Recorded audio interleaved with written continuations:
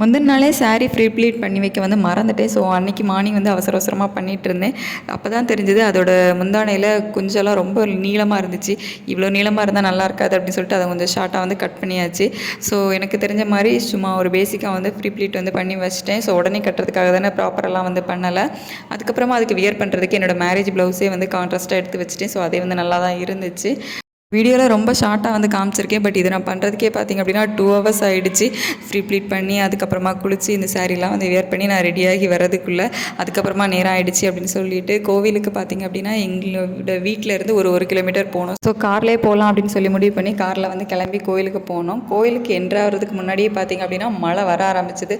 நாங்கள் அங்கே இறங்குனதும் பயங்கரமான மழை. சரி ஓகே நம்ம தான் கோவில் பக்கத்தில் வந்துட்டோம்ல அப்படின்னு சொல்லிட்டு அந்த மழையோடையே நனைஞ்சு போய் சாமி கும்பிட்டுட்டு அதுக்கப்புறமா அங்கே அன்னதானம் எல்லாம் வந்து கொடுத்தாங்க. ஸோ அந்த அன்னதானத்தெல்லாம் நல்லா வயிறு நிறைய வந்து சாப்பிட்டுட்டு அப்படியே வந்து பேபி வச்சு சில கிளிப்ஸும் எடுத்துகிட்டு நல்லா சாமி தரிசனம் பண்ணிவிட்டு கிளம்பி வீட்டுக்கு வந்துட்டோம்.